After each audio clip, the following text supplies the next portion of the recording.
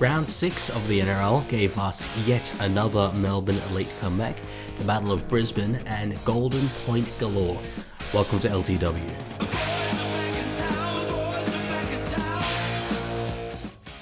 The round kicked off on Thursday night with Newcastle taking on the Sydney Roosters. Newcastle came into this game on winning form and were favourites to win, given the Roosters were missing captain James Tedesco, plus Sam Walker and Dominic Young.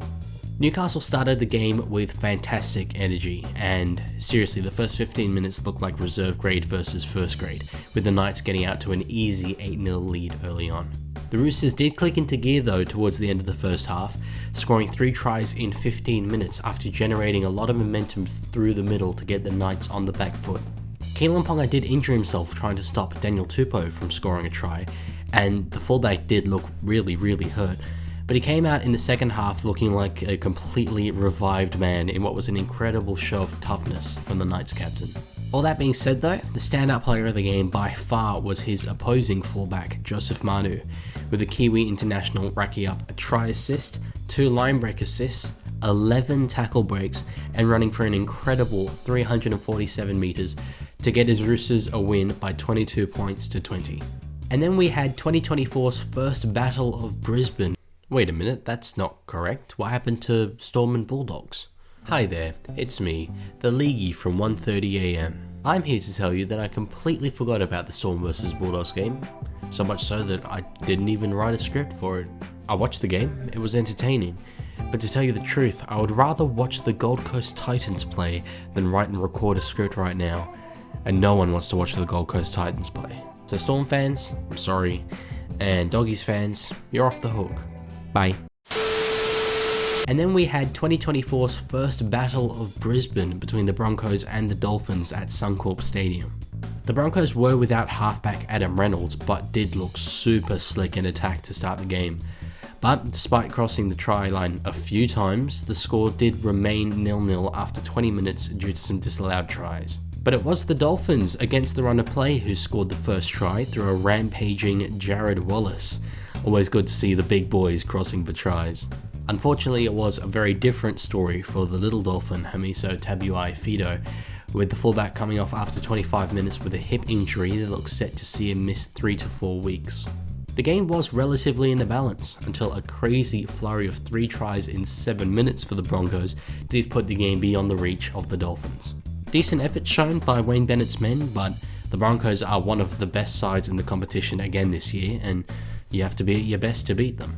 Then kicking off Saturday, it was a trip across the Tasman for the Manly Warringah Seagulls to take on the New Zealand Warriors.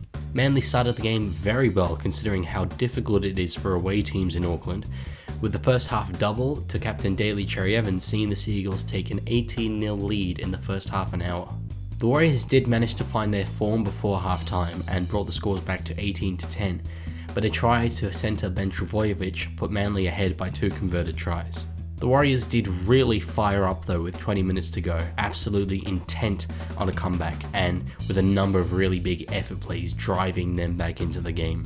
It was left really late though, with the Warriors finding themselves 8 points down with 55 seconds to go when Dylan Watini-Selesniak crossed for a try in the corner. Sean Johnson converted it to bring the points difference down to only 2. With 5 seconds left, the Warriors attempted a 2-point field goal. The kick missed, but the Warriors did receive a penalty for Manly illegally tackling Johnson as he attempted the kick. The resulting penalty goal brought the scores to 22-all, sending us to Golden Point. But neither side could manage to register points during the 10-minute period, leading to an extremely rare NRL draw. Next up was a big game for the Parramatta Eels against the North Queensland Cowboys. It was really a game of 2 halves, but in a bit of a weird way. The first half was dominated by the Cowboys, with the North Queensland side crossing the try line at almost every opportunity they had, but having several tries disallowed. I was at this game, and seriously, at times it looked like the Cowboys were attacking with an extra man in the first half. But despite all that, it was actually Parramatta who went into the sheds with a 14-10 lead, and they came out at halftime looking like a completely different side. They played at a super high intensity and just blew North Queensland off the park. Although the spark that the Cowboys had early in the game had vanished, and despite notching 2 tries towards the end of the game, it wasn't enough for the Cowboys to catch the Parramatta Eels. After last week's really disappointing loss to the Raiders, Brad Arthur would have loved to see his side get back up and get a really gutsy win against a side who look like they'll be in finals contention. Parramatta definitely have much better performances in them, but at this point in the season, a win is a win. And then closing off Saturday, we had the much anticipated clash between the South Sydney Rabbitohs and the Cronulla Sharks. South came into this one on the back of a whole heap of media noise and criticism that I covered in this video, but they clearly came into the game prepared for the physicality that Cronulla brought.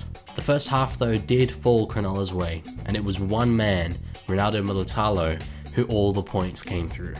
The winger finished the game with 2 tries and 2 try assists, and just generally brought a whole heap of energy to the Sharks side. Souths were decimated though in this game by HIAs, with the side being down to only one man left on the bench for the majority of the game, and captain Cameron Murray failing a HIA and not returning for the whole second half. Cronulla did get out to a 22 points to 6 lead, at which point South Sydney showed a great deal of heart and grit to claw the game back, just falling short at the death. Much better signs for the Rabbitohs, but doesn't change the fact that they do have to be getting wins, especially with games against the Storm and Panthers after next week's bye. Then kicking off Sunday, we had the Tigers and the Dragons out at Campbelltown. In recent seasons, this wouldn't be the kind of game that got many people excited, but both these sides have shown great signs this season that they can produce good rugby league, and the game was entertaining. The Dragons started the game brilliantly with a simple try in the corner for winger Zach Lomax, who continued his fine form throughout the rest of the game, increasing rumours that he may be in line for a State of Origin call-up if this form does continue. The Tigers did have some really bright moments, including a brilliant no-look try assist from captain Api Coruscant that had everyone fooled, but unfortunately they just generally struggled to take the opportunities that were available to them, and the Dragons simply didn't.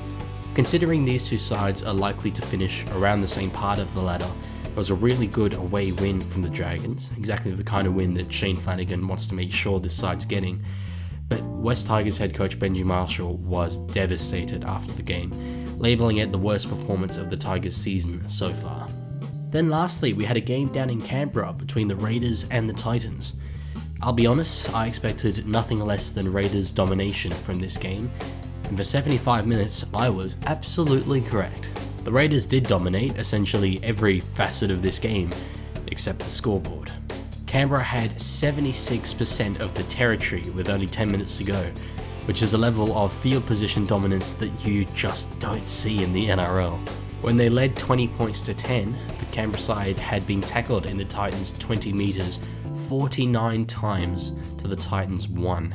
But Canberra did struggle to register points and therefore couldn't get far enough ahead to really put the game beyond the Titans.